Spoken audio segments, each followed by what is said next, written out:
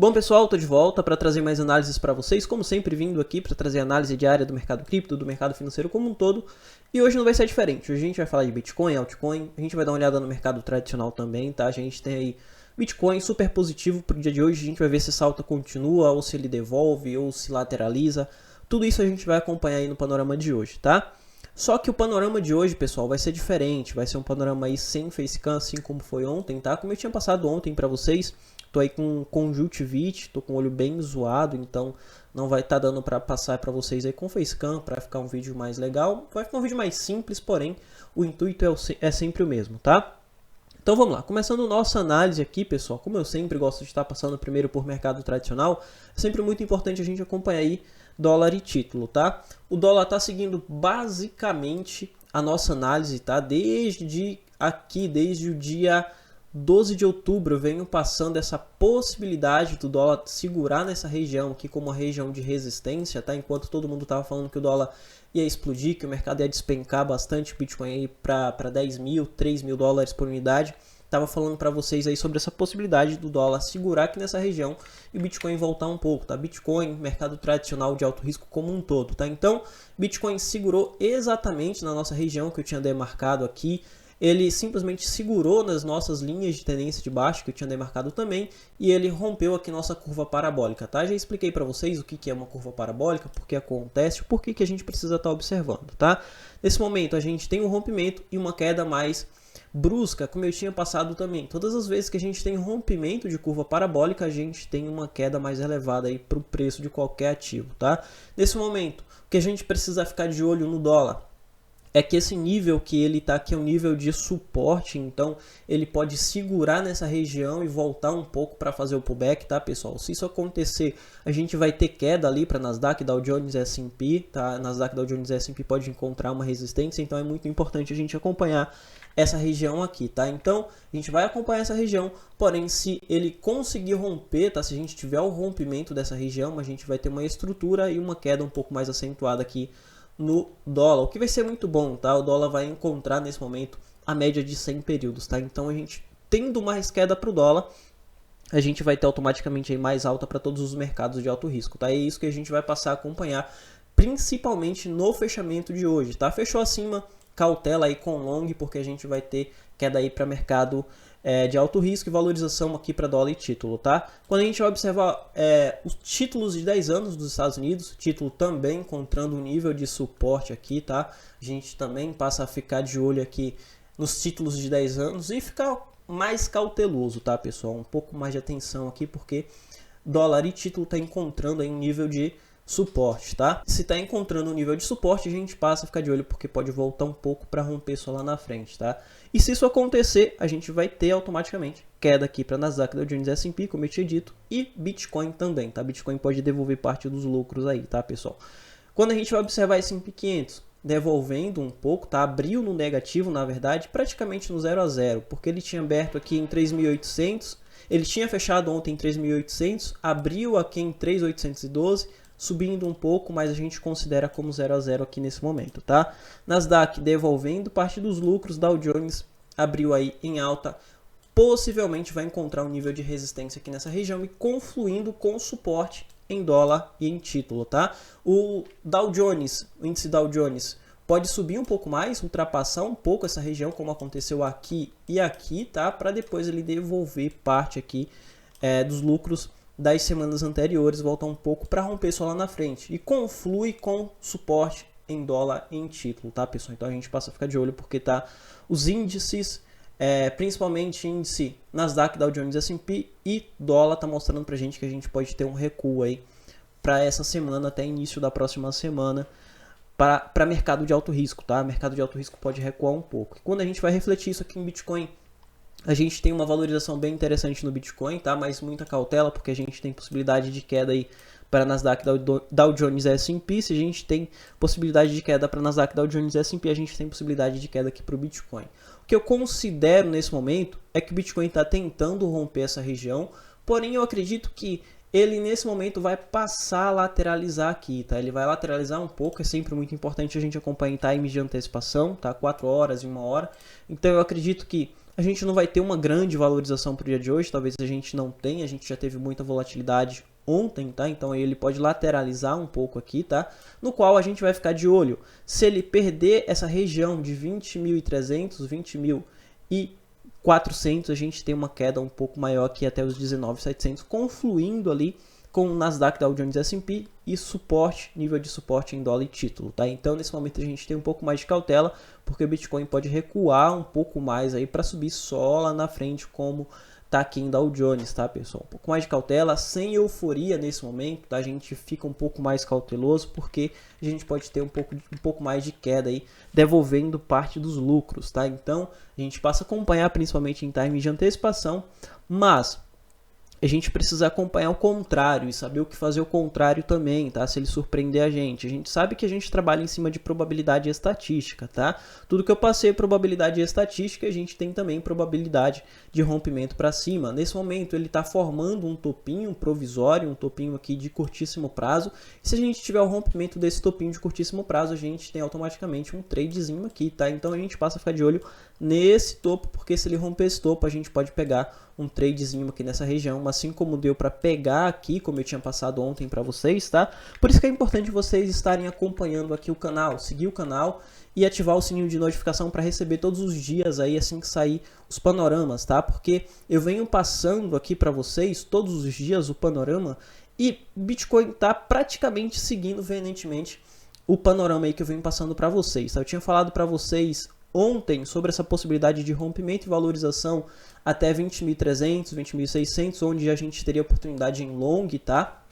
Quem conseguiu pegar aí, quem viu o panorama de ontem, pegou, teve uma valorização bem interessante, tá, pessoal? Teve uma valorização mais de 3%, isso no alavancado vai dar bem mais que isso, tá? Então, parabéns para quem pegou aí esse trade, tá? E nesse momento a gente passa a ficar de olho nesse rompimento de topo, desse micro topo que ele formou aqui nessa região. Provavelmente ele vai segurar um pouco, vai lateralizar, como eu tinha dito, tá? Se romper, a gente tem long. Se ele romper aqui esse nível de fundo aqui, a gente tem short, tá? Porque ele vai caracterizar uma rejeição e com essa rejeição ele volta aqui para o fundo mais próximo que está em 19.600, tá? Então, a gente tem essas oportunidades aí, independente da direção, tá? Independente de onde ele vai, a gente vai ter oportunidade de trade aí no Bitcoin, tá bom? E o Bitcoin, nesse momento, quando a gente vai observar em longo prazo, ele está seguindo aqui esse nível, esse padrão que eu tinha falado para vocês, esse indicador que eu tinha passado para vocês, geralmente eu passo aqui no canal para vocês, tá?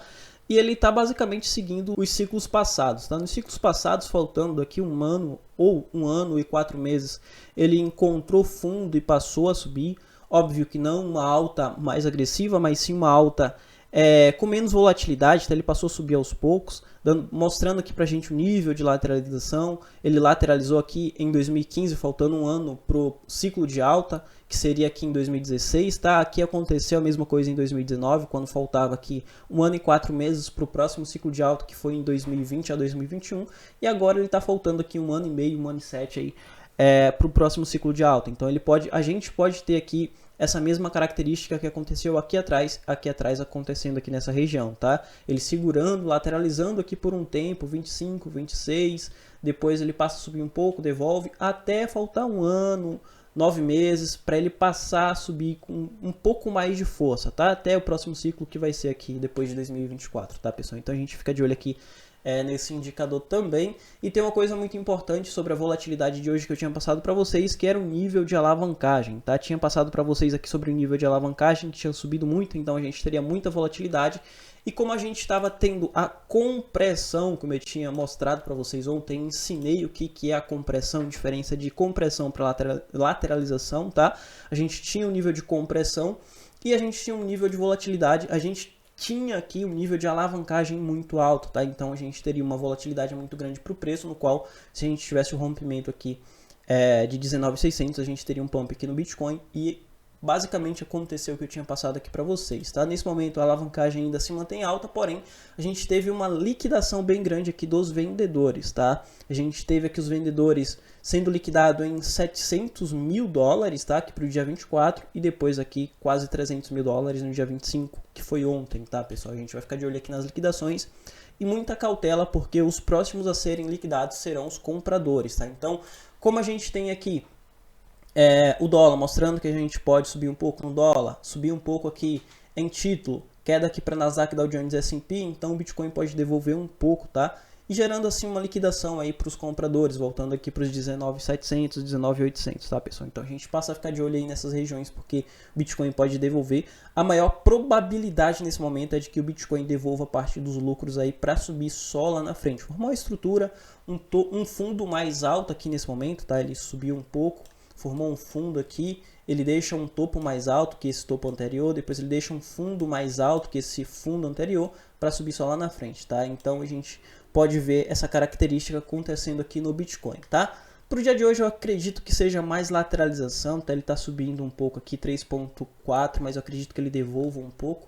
Porque quando a gente vai observar aqui o book está bem leve, tá bem tranquilo, tá, pessoal? O máximo que a gente tem aqui de suporte, de resistência, na verdade, vai ser aqui em 20.900 com 800 bitcoins e 20.800, tá? Então a gente passa a ficar de olho aqui no book também, porque o book está bem tranquilo, tá? Eu acredito que hoje a gente não tenha grandes volatilidades, grandes pumps como aconteceu ontem, tá? Eu acredito que a gente tenha mais aqui uma lateralização no qual a gente sabe o que fazer independente da direção do preço, tá? A gente vai seguir basicamente o que eu tinha passado para vocês lá nos gráficos de antecipação, gráfico de 1 hora e gráfico de 4 horas, tá bom? Quando a gente vai observar o altcoin aqui, como por exemplo o Ethereum está basicamente rompendo essa linha de tendência de baixa, tá? Ele está rompendo aqui o nosso nível de lateralização que a gente estava acompanhando, e eu tinha passado para vocês que após esse rompimento a gente teria uma valorização bem interessante. Houve o rompimento e a valorização.